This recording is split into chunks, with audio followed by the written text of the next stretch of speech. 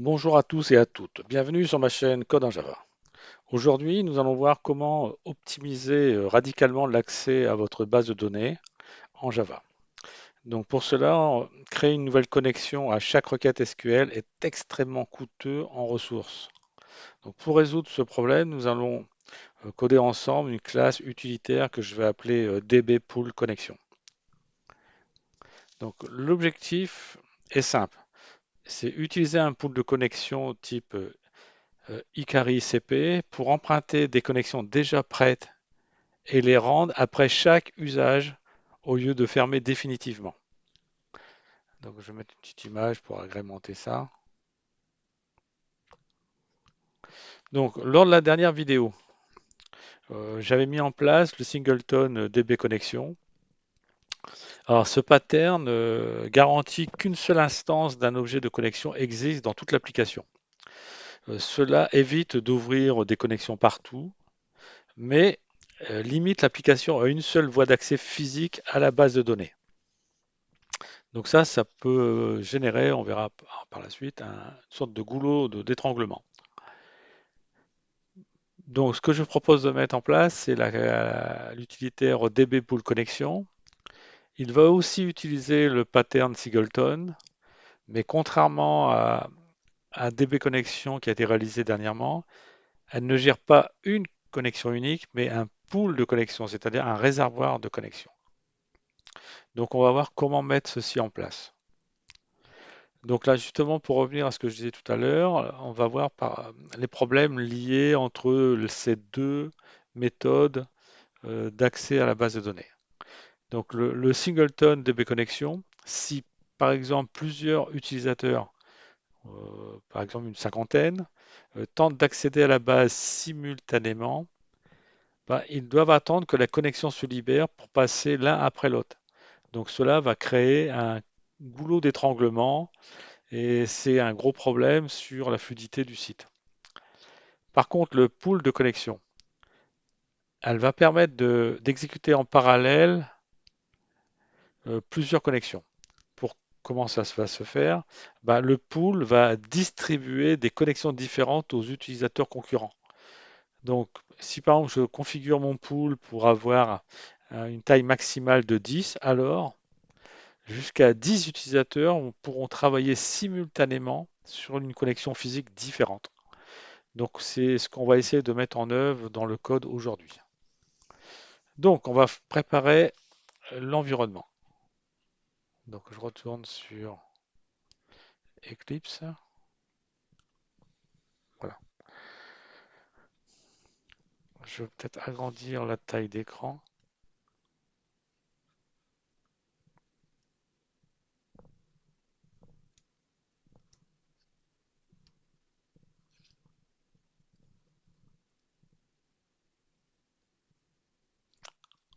Peut-être un peu trop grand, je vais mettre comme ça. Donc ça c'était la classe qui avait été faite DB Connexion la dernière fois. Donc je vais retourner sur le fichier de properties et je vais enrichir ce fichier avec d'autres paramètres. Donc là, ce que je vais mettre les paramètres du pool de connexion. Donc le premier paramètre que je veux pouvoir créer, par exemple, je vais faire pool. Point, je vais l'appeler maximum pool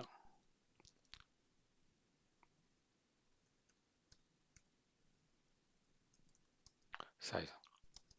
Donc pour nous, pour les essais, bah, je vais peut-être déjà commencer peut-être à le régler avec une dizaine de connexions maximum. Ensuite, après, je vais définir un nombre minimum de connexions maintenues ouvertes. Donc ce que je vais peut-être faire, c'est mettre un texte ici explicatif à chaque fois. Donc ça, c'est le nombre de connexions maximales, ou nombre maximal de connexions.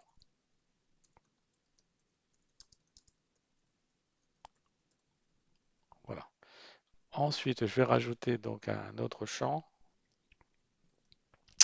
Ça va être le nombre minimum de connexions maintenues ouvertes.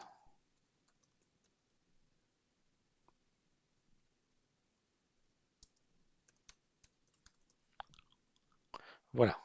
Donc ça, je vais dire que je vais l'appeler pool minimum idle. Et je vais dire que je vais maintenir au minimum 5. Après, on pourra mettre d'autres valeurs.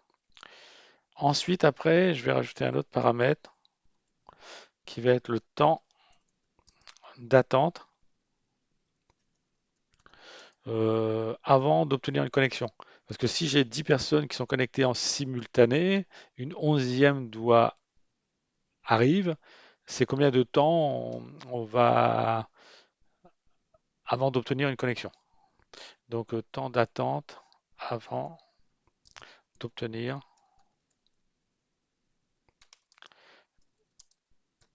une connexion.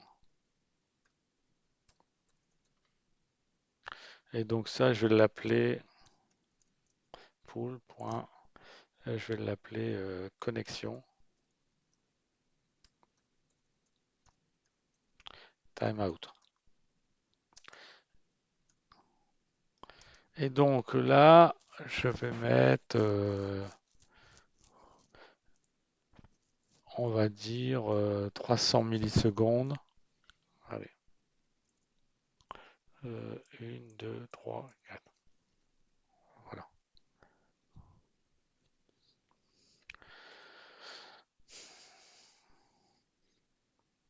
Donc 300, on va dire 300 secondes, hein.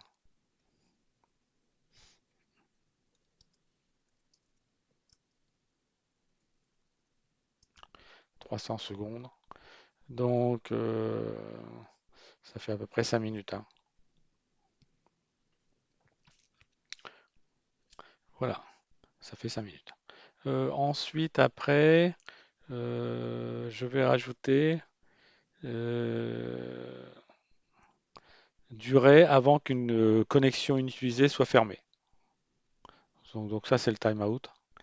Donc je vais l'appeler durée avant qu'une connexion inutilisée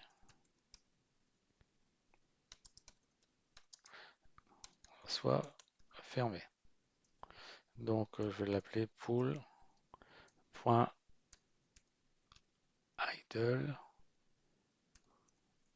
timeout.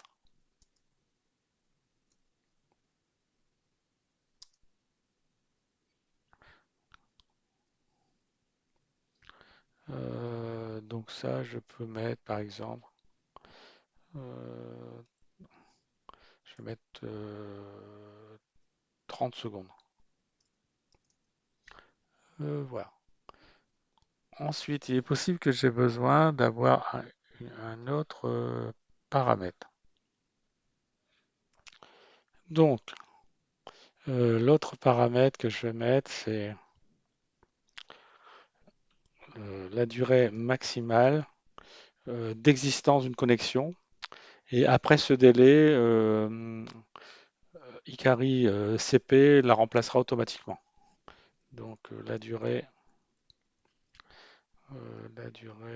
maximale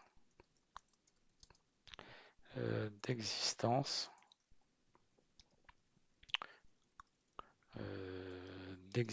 d'une connexion. On dira après ce délai,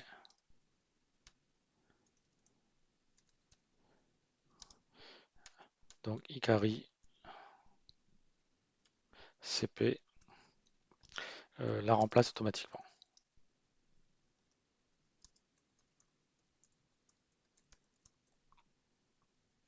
Voilà, je n'ai pas fait de faute automatiquement.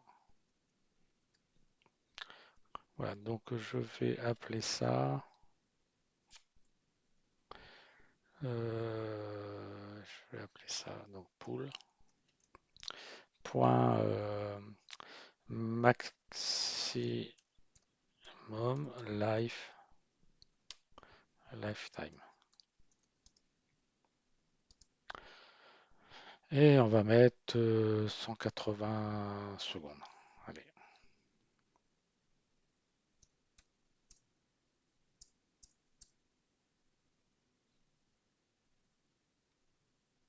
c'est pas mal. Voilà, donc là, je viens de définir l'ensemble des paramètres que je souhaite utiliser pour paramétrer Ikari CP. Donc voilà. Donc ça, j'enregistre. Donc maintenant, je vais pouvoir mettre en place la classe. Donc, dans Service,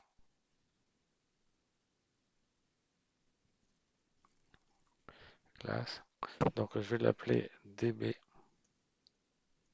Pool Connexion.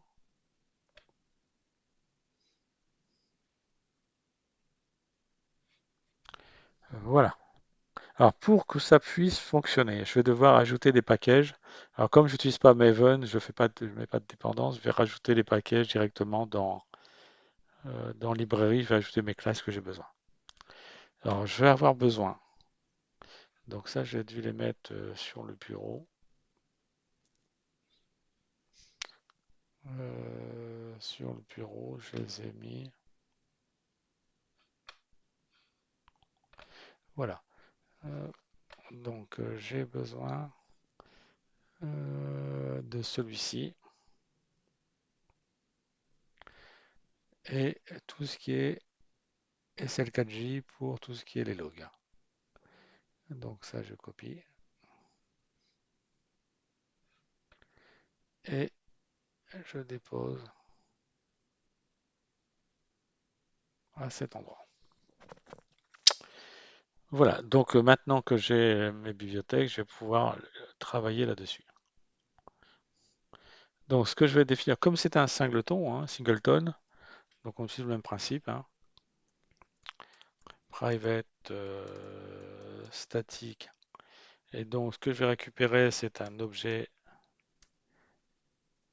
iCarry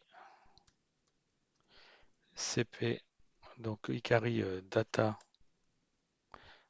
source. Je vais l'appeler data source. Voilà, donc est-ce que je peux le récupérer? Voilà. Donc ça, c'est fait. Ensuite, il va falloir,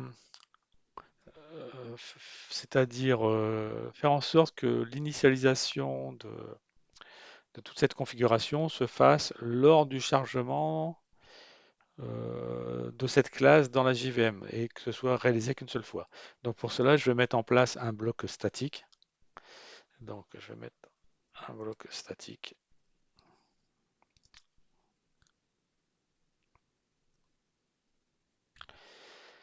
Et à l'intérieur, il va se passer des choses. Donc là, je vais devoir mettre en place un traitement. En parallèle, j'aurais besoin aussi, c'est avoir le logger pour pouvoir enregistrer dans le journal tous les problèmes que je vais pouvoir rencontrer sur la connexion. Donc, je vais prendre logger. Ah bon, je vais faire private static logger. Logger. Je vais mettre final aussi. Là aussi, je peux le mettre final. Donc là, donc qu'est-ce que j'ai besoin? Je vais l'appeler donc l'objet, c'est un objet de type logger. Je vais l'appeler logger égal. Donc logger factory. Est-ce qu'il y a dedans? Voilà. Logger factory. Point get logger.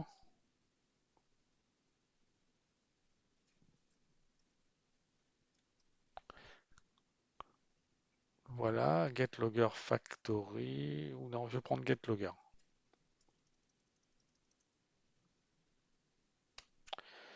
Et à l'intérieur, je vais lui passer donc la classe qui est db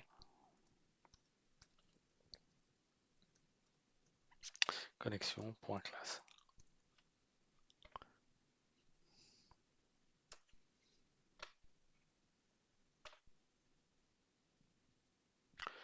Donc, je vais rajouter import logger SL4CF.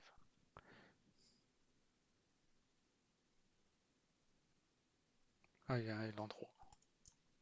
Voilà, donc ceci est fait, comme ça je vais pouvoir journaliser tous les événements. Donc là, ici,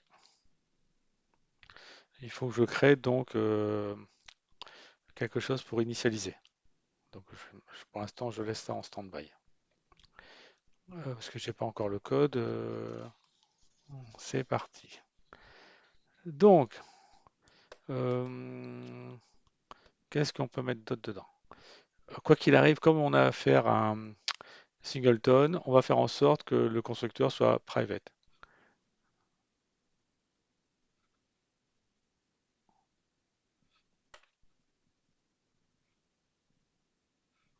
Voilà, comme ça on est tranquille.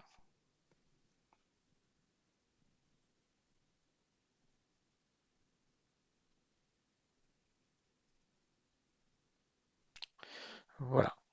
Donc ce que je vais faire, donc je vais créer une méthode statique pour justement initialiser, euh, c'est-à-dire mon pool de connexion. Donc je vais faire public, statique, retourne rien, void, et je vais l'appeler init. Donc première chose que je dois faire, c'est aller lire le contenu de mon fichier DB Properties. Donc Properties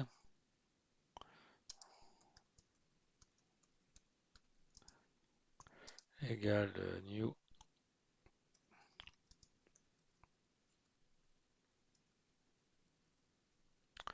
Properties. Voilà.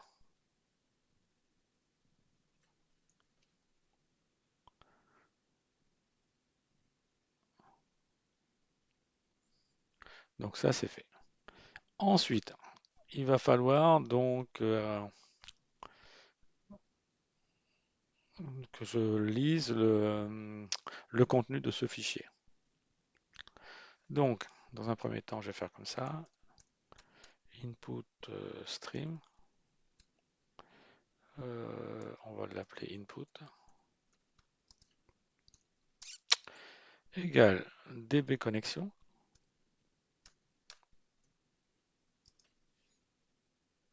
Donc c'est db pool connexion. Point class. Point get logger.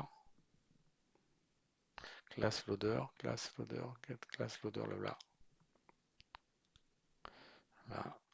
Point get ressource as stream. Et je lui mets comme paramètre donc la ressource qui s'appelle bdd.properties.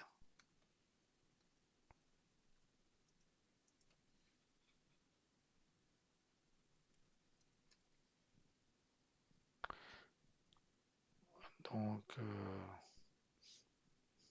voilà.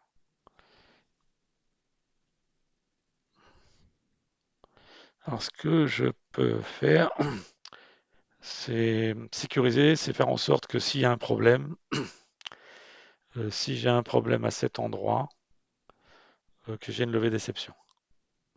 Et que s'il y a un problème, ça ferme automatiquement le flux. Donc ce que je peux faire, c'est faire.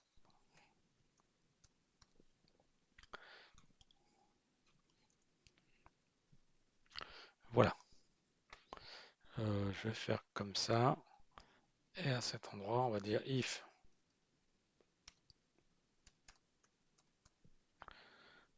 if input est nul. Donc, ce que je vais faire une levée d'exception.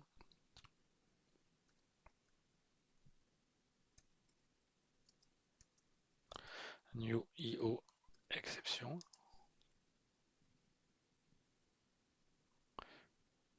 Voilà, et je vais mettre à l'intérieur un message. Je vais dire le fichier bdd.properties est introuvable.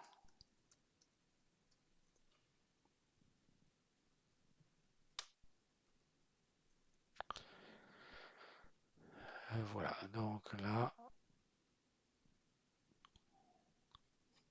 voilà, comme ça c'est fait. Et ensuite, si tout va bien, parce qu'a priori tout va bien se passer, donc si tout va bien, ce que je peux faire, c'est charger dans l'objet Properties le contenu de ce flux. Properties, je l'ai mis comme ça, point .load. Voilà, ceci est fait. Donc là, maintenant, l'objet property va contenir l'ensemble des propriétés définies dans le fichier ici.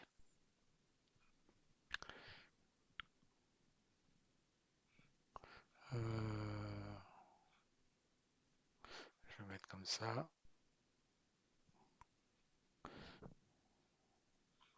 Je vais réduire parce que j'aurai besoin de copier les champs. Voilà, ceci est fait. Donc maintenant, ce que je vais faire, c'est lire l'ensemble des données qui se trouvent dans l'objet properties.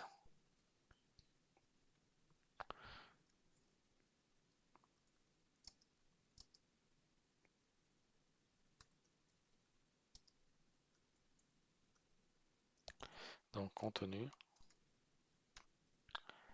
donc c'est lecture des données dans le fichier bdd.properties. Voilà. Donc c'est parti. Donc on aura besoin. Alors ce que je peux faire, c'est dans DB connexion, c'est de récupérer ceci. C'est les mêmes informations.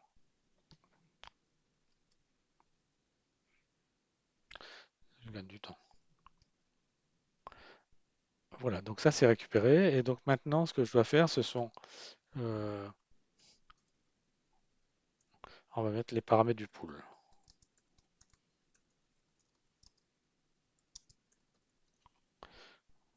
Donc pour les paramètres du pool. Donc je vais définir un entier int. Et je vais l'appeler maximum.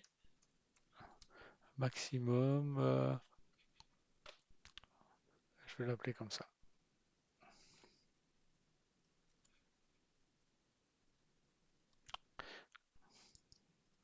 Voilà, et donc ça va être un entier. Donc integer.parse. Voilà, et je vais parser ce contenu. Voilà, et moi ce que j'ai besoin de récupérer, c'est ce champ.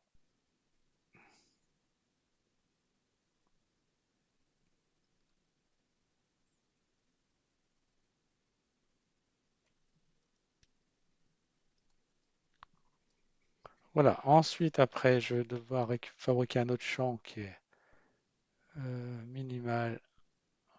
minimum idle.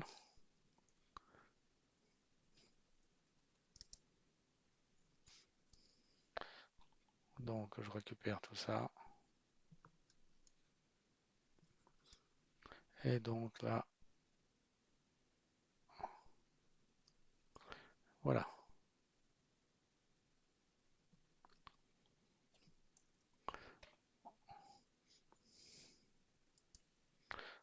Voilà, ensuite après, pool de connexion timeout.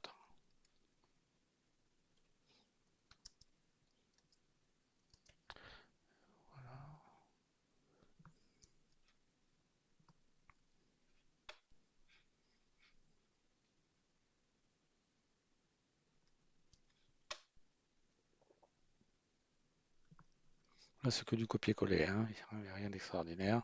En espérant que je ne me trompe pas en faisant mes copier-coller. Là,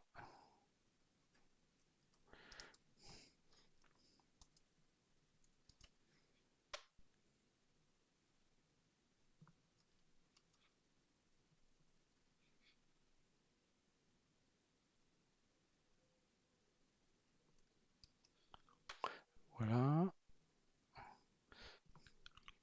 J'ai presque fini mes copier-coller.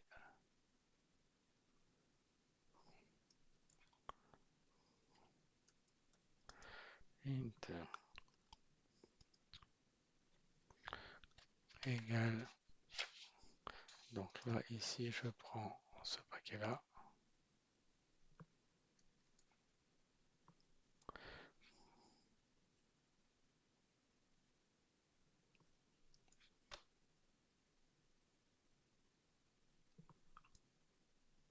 Voilà.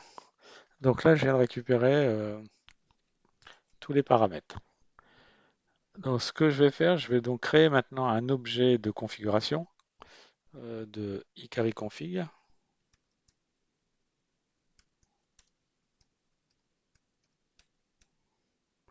Config, on va l'appeler config, égale new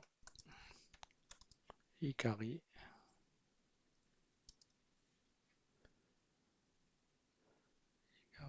Il ne le trouve pas, c'est pas grave. Ikari config. Voilà, donc on va essayer de voir. Voilà, c'est fait.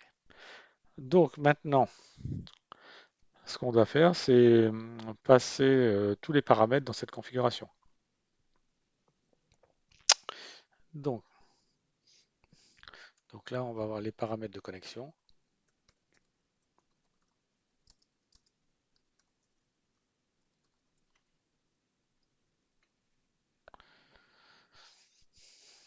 Donc, dans config.set JDBC, normalement. Ah, pardon.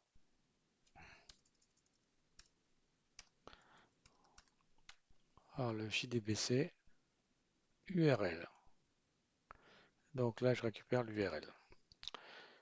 Ensuite, config.set user. OK, donc on l'a. Ensuite, config.set password.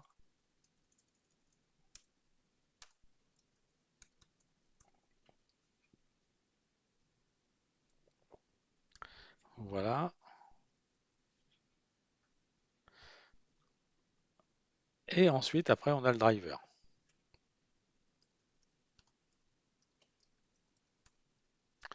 Donc, driver.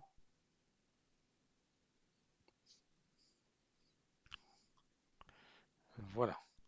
Ensuite, après la deuxième étape, on va configurer les paramètres du pool.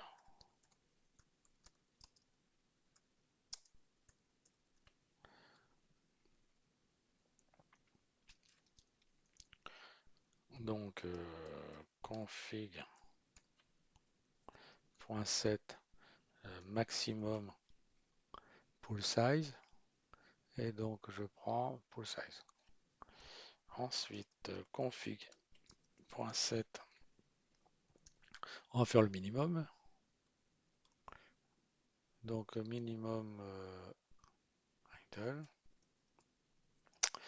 Ensuite, config.set idle timeout. OK.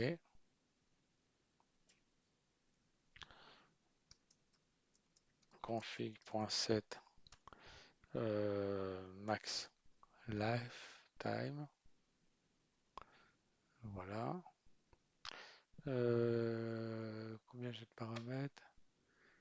1, 2, 3, 4, 5. Il me manque le timeout, je crois. Ouais. Config.set set c'est plutôt connexion timeout.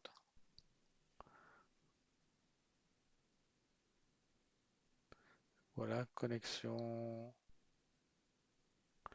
euh, donc, qu'est-ce que j'ai? J'ai bien idle timeout, connexion timeout. Et donc là, connexion timeout, c'est bon. C'est bon.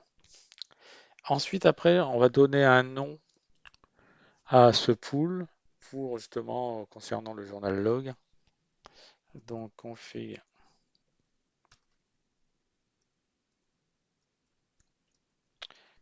set pool name. Et comme c'est le projet Vintage, voilà. Donc là, c'est terminé. Donc maintenant, ce qu'on peut faire, c'est donc créer notre pool de connexion avec cette config. Donc data source égale new Ikari data source. Voilà.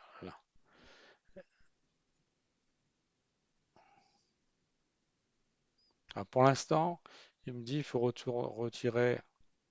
On va retirer. Pour l'instant, je retire, après je remettrai, parce que là, comme ceci n'est pas été fait dans le bloc statique, donc c'est normal. Et ce que je vais faire, je vais afficher dans le journal log comme quoi la connexion a été réalisée.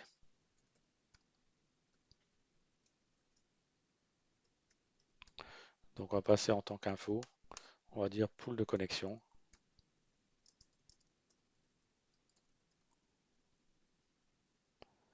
a été initialisé.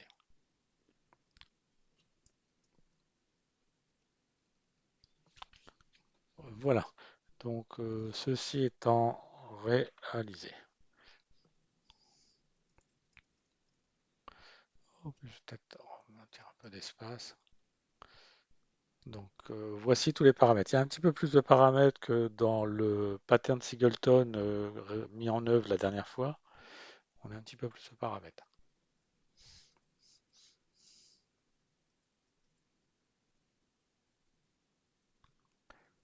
Voilà.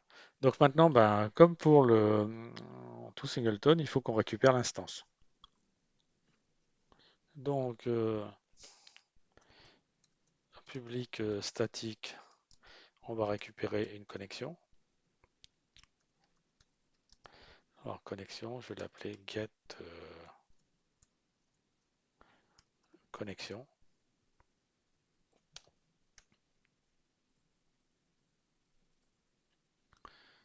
Donc ça c'est un objet SQL. Et donc je vais faire return data source point get connexion. Donc il y a une levée d'exception. Voilà. Alors maintenant, ce qu'on doit aussi mettre en œuvre, euh, ça va être un moyen de fermer et de libérer et permettre à IcariCP de récupérer la connexion qui se trouve dans le pool. Donc pour cela, public statique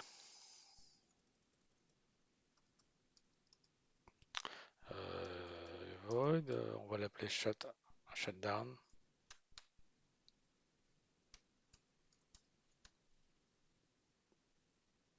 Si j'oublie le H, ça va pas. Shutdown, donc là. Et donc on va dire si data source est différent de nul.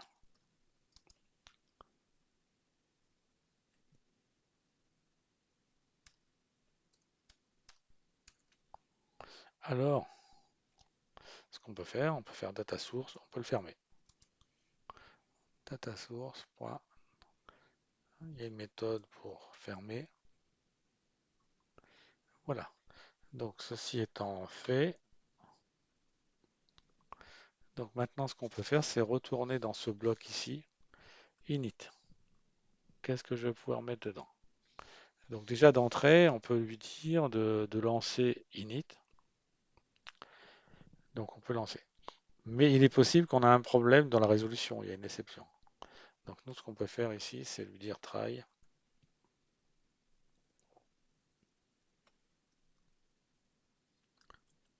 Voilà. Qu'est-ce que je fais? Ben, je vais simplement lui dire init. Voilà.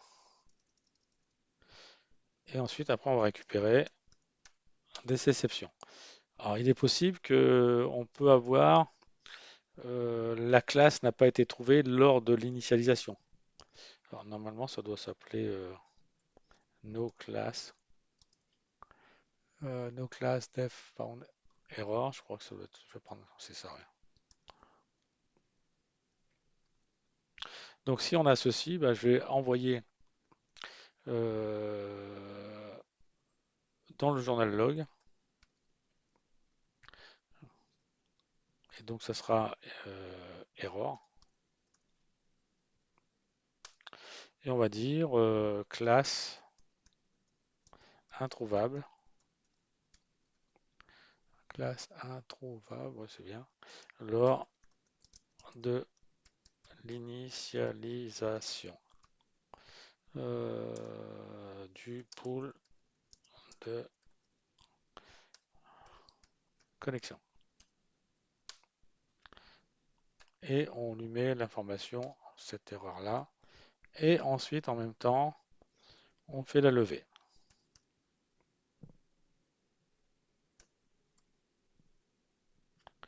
Si j'oublie mon H, ça va pas le faire. Voilà.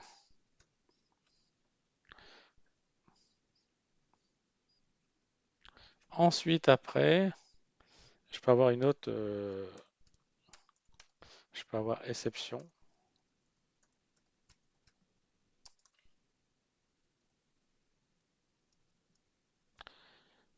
Et donc là, ça sera une erreur lors de l'initialisation du pool de connexion. Donc là, je récupère ça. Donc là, ça sera pas tout à fait erreur. On va marquer erreur de l'initialisation du pool de connexion. Voilà. Et pareil, donc on va faire runtime exception.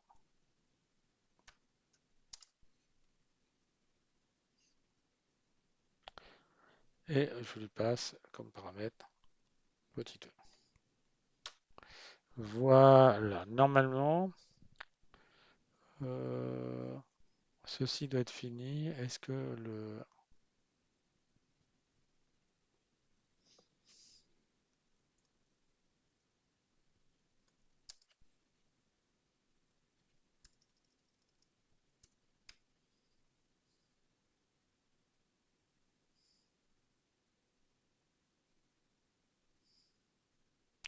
On va mettre un nul. Voilà.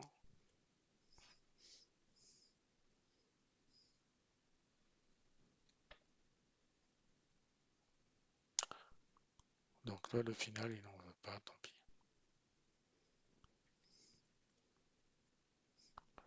Bon, on va déjà tester si ça fonctionne.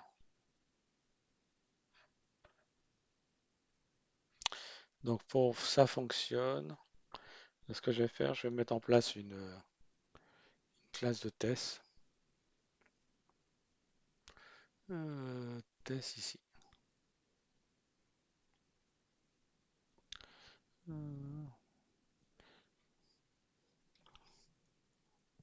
alors test DB pool connexion.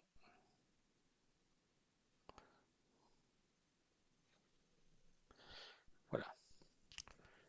Donc, ce que je vais faire, je vais prendre un try. Je veux dire, si tout se passe bien, le traitement va se faire. Si ça se passe pas bien, je ferme automatiquement la ressource. Donc, try. Donc, je vais l'appeler connexion CNX. Donc voilà, et ça sera db pool connexion point get.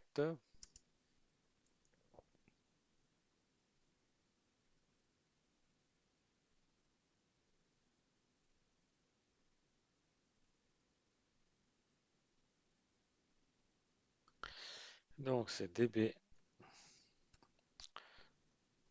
pool connexion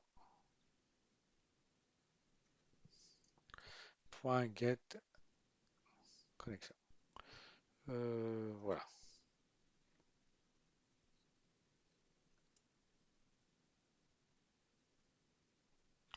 Et donc là, ce qu'on peut mettre, c'est mettre un petit message pour dire,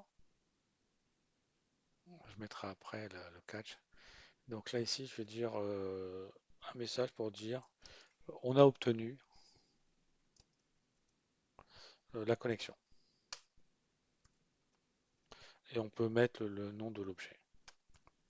Connexion obtenue, deux points.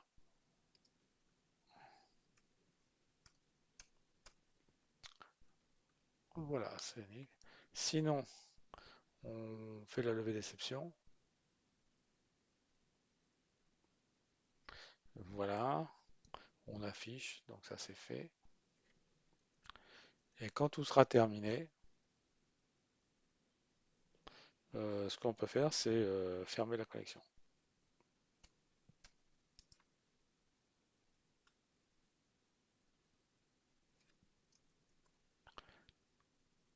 Voilà. Donc là, je vais faire que ce test-là dans cette vidéo pour déjà valider si tout ce qui a été mis en œuvre fonctionne bien. Hop, console,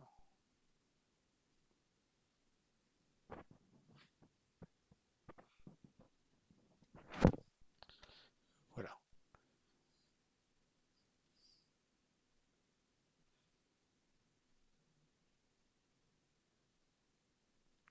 Ok.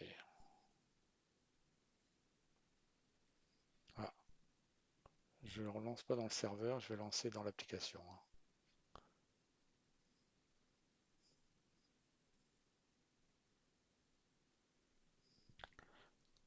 Donc, que se passe-t-il? Donc, il nous écrit la chose suivante. Ah, j'aurais dû pas mettre en erreur un out pour qu'on se sépare bien. Sinon, tout est en rouge. Je relance.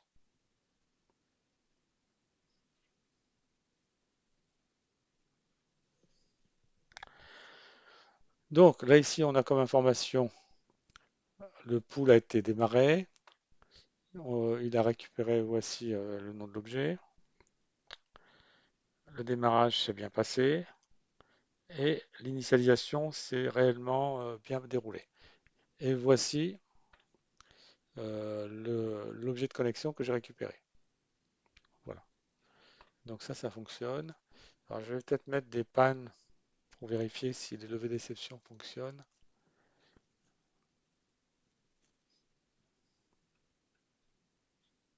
Donc si le fichier n'est pas bon.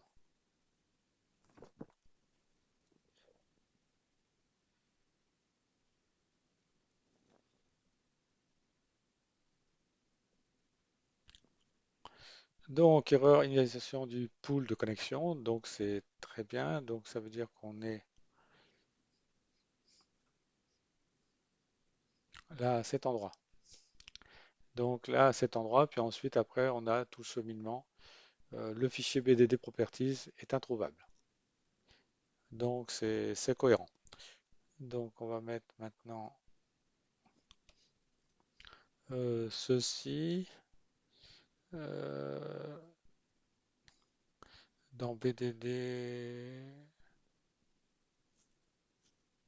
le fichier de properties.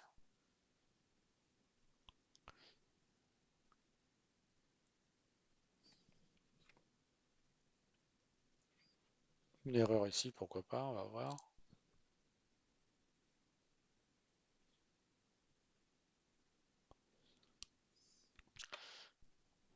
Ok, erreur d'initialisation du pool de connexion. Donc c'est bon.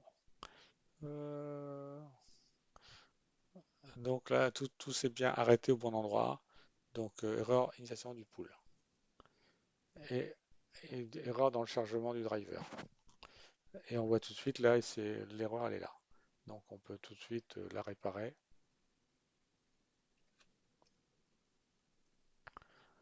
Le mot de passe, on resserre l'utilisateur.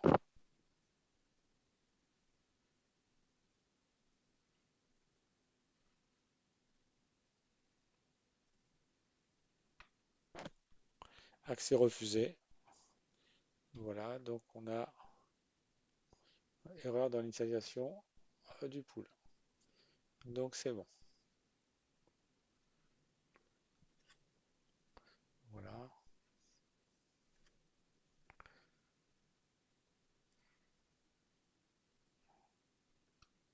Un dernier test pour vérifier.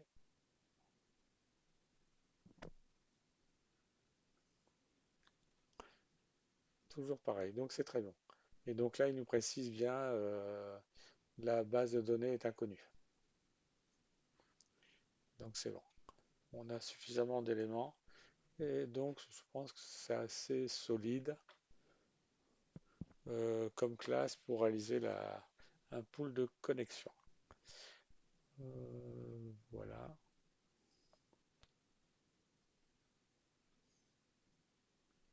Donc voici cette classe qui va nous permettre pour le projet d'avoir un pool de connexion, c'est-à-dire avoir plusieurs personnes qui se connectent en simultané dans la base de données. Je relance pour voir si tout est OK. OK, fonctionne. Donc dans la prochaine vidéo, ce que je propose, c'est la mise en place de différents tests pour valider le fonctionnement de cette classe et aussi faire un test de comparaison entre le simple singleton DB connection et mon pool de connexion. Comme ça, on pourra valider le bon fonctionnement et simuler une cinquantaine, voire plus de connexions sur la base. Donc, si vous avez aimé, bah, pensez à laisser un pouce, de vous abonner. Si vous avez des questions, bah, pensez à utiliser les commentaires. Allez, à la prochaine vidéo et d'ici là, que Java soit avec vous.